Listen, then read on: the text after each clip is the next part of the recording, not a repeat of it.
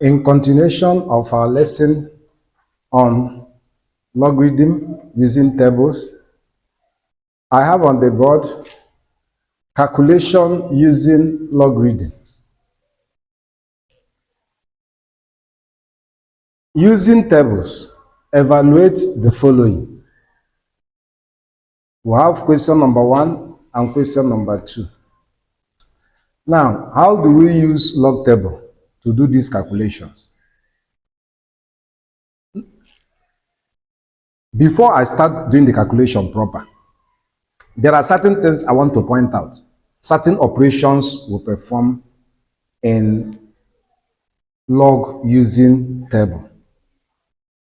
The first one, if you are asked to multiply two numbers, what it means is that you find their individual log, after which you add those logs. You find the log of this one, find the log of the other one, add and find the anti-log. That is what we mean by to multiply two numbers.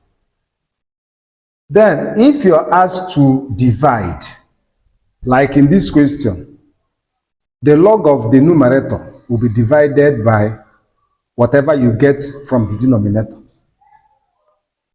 And when you are asked to divide, what it means is that by the time you find the log of the numerator and do the calculation, do the multiplication in the denominator, you will subtract the two of them. So when you are asked to divide, what you actually do is a subtraction. Then, when there is power, for example, 7.59 raised to power 2, what it means is that after finding the log of 7.59, we'll multiply it by 2. So when you have powers, you do your multiplication. Use that power to multiply the log of that number. Then when you have roots, in this one we'll have cube root, this one will have square root. When you have root, what it simply means is that find the log of the number and then divide the result by, if it's square root, you divide by 2. If it's cube root, you divide by 3. If it's fourth root, you divide by 4. So roots will bring in division, powers will bring in multiplication, then multiplication will bring in addition, while division will bring in subtraction. Take note of these operations. When you're asked to multiply two numbers, what you're eventually doing is you add. After finding the log of those numbers, you add. When you're asked to divide two numbers, what it means is that find their log and subtract them. When you have powers, you multiply by the powers. When you have root, you divide by the root. If it is square root, you divide by 2. If it's cube root, you divide by 3. Now let's get down to business. To do this calculation, you are going to prepare a table. Prepare a table. Now, the first column will take care of the numbers. The second one will take care of the log. Number log table. We'll start with the first one. 14.03. Now, you find the log. Please make sure you have your 4-figure table with you so that you can actually join in what I'm doing. So get your 4-figure table or your calculator, anyone that is more convenient to you, use that one. Now, if you are using 4-figure table, log 14.03 will give you 1.1471. Then The next number, 1.611. The log will give us 0.2071. This times that. So the log of 3.86 will give us 0.5866. Then the numerator is just 1. There is nothing to do there. We have found the log, we keep it. But this one, we are to multiply them. And I said, when you are to multiply, what you actually do is you add. After finding the log of the numbers, we add them. So if you add, this will give us 7, this will give us 3, carry 1, 9, 7, 0. So 0.7937. Then the next thing we are supposed to do, we're supposed to subtract. We're supposed to do numerator minus denominator. Then draw another line. Draw another line. Move this numerator to this line. And then move the result of the denominator to this line so that we can clearly do the subtraction there. We are subtracting the two now. So when you subtract them, you will get, this will give us 4, 3, 5, 3.0. That's what it will give us. Then, at this point, we are going to divide by 3 because we are through with what is under the square root, the cube root. So we are going to divide by 3. So divided by 3. And when you divide, the result will give you have calculator. Calculator can help you do this in a faster way. 0.1178. Then, finally, we need to find the antilog of this number. We'll find the antilog of this result. So using the antilog table, if we find the antilog of 0.11 under 7 difference 8, it will give us 1309. 0.11 under 7 will give us 1309. Then difference 8 will give us 2. When you add it, it will give you 1131. Then, but this is not the final answer. You need to place the decimal point. The characteristic is 0. So it's a positive characteristic. And I said, when we have positive characteristic, you add 1 to it. Add 1 to that characteristic. So if you add 1 to 0, it will still give you 1. And then 1 means 1 decimal place. You move once. So count 1, you put point. So our final answer is 1.311. That's the final answer. Now, to the other question, we will still do the same thing. Number log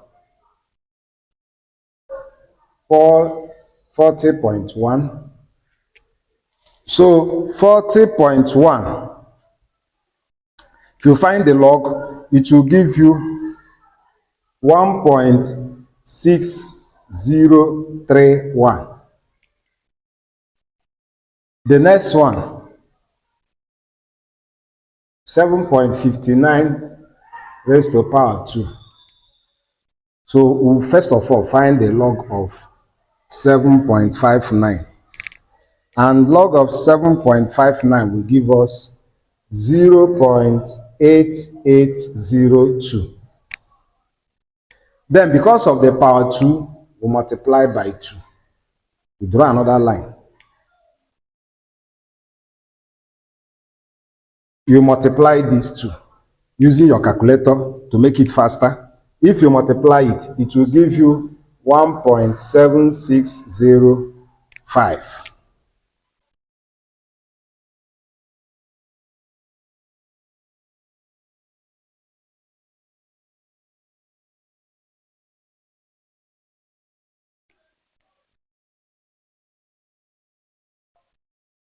Now, you bring this one over as well. And then, because the question says multiply the two, so you add them. You actually add them. And if you add them, this will give us 5, 3, 6, 13, and then 3. That's what it will give us.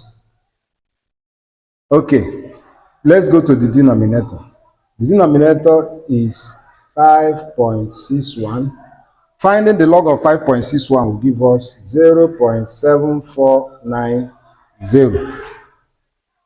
Then the next one, finding the log of 0.439 will give us by 1.6425.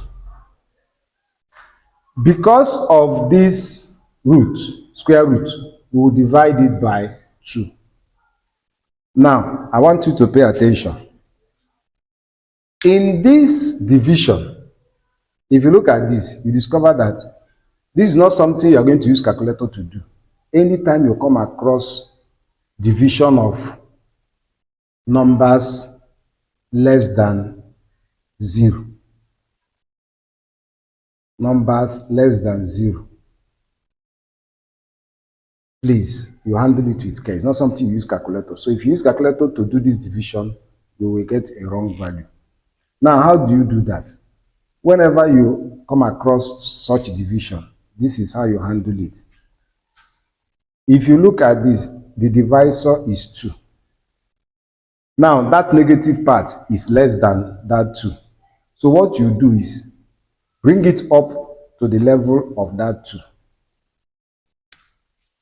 So we will have, let me do it here. Let me do the division here. We'll have, okay, let me do it under here. We'll have by 2. So I've raised this one to the level of 2, divided by 2, plus, then you ask yourself, which positive integer can you add to this by 2 to bring it down to by 1? Of course, it is 1. So 1.6424. You repeat the rest of the numbers. Then divide them by 2 as well. So this is how you position it. Raise this to the level of the divisor, and then look for a positive number that you can add to bring it down back to the original number. What of if what is dividing is 7, not 2? That is something like this. Divided by 7. What do you do? What you do is the same thing. Raise this to the level of 7, which will be by 7, divided by 7, plus, then which positive number will you use to bring this minus 7 down to minus 1? And that is 6. So 6 point, the rest of the numbers, the rest of the mantissa.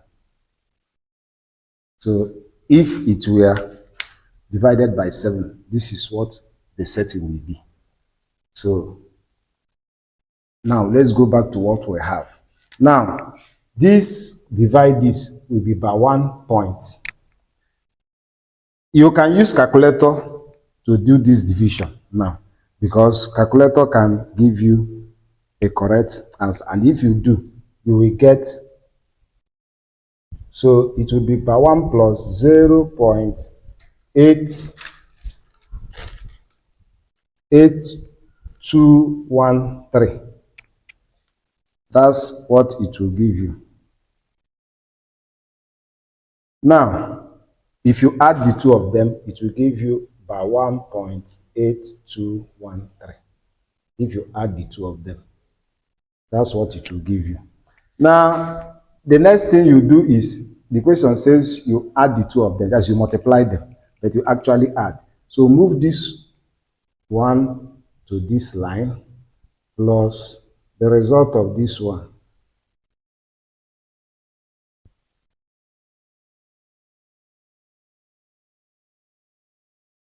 Add the two of them, and when you add them, this plus this will give you 3. This plus this will give you 0, carry 1, and that will give you 7.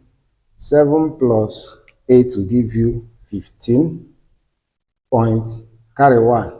Then 1 plus 0, 1. Then 1 minus 1 will give you 0. So this is what the addition we did. That's what it gave us. Now, we are going to draw another line. Why? Because the numerator, the result of the numerator is this one, which is 3, this. Then the result of the denominator is now this. You subtract numerator minus denominator. This will give you 2. You bring down 3. You borrow 1, put here 16 minus 17, 9. This remains 2. 12, 7. Point. This one will remain 2. 2. So this is what you get. Then finally, you find the antilog. You find the antilog. So what the antilog we are going to find now will be 0.79 under 3 difference 2. 0.79 under 3 will give you 6213. 6209. Then difference 3. Difference 3 will give us, we check our antilog table. Difference 3 will give us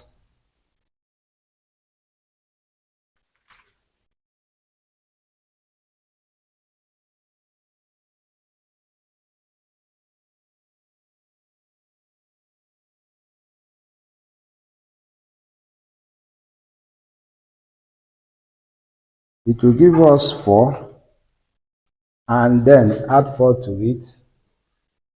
That will give you 3, 1, this.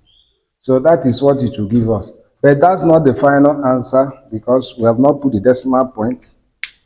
The characteristic there is 2. Because it is 2 and is positive, we'll add 1 to it. It gives us 3. So count 3 places, 1, 2, 3, and put your point.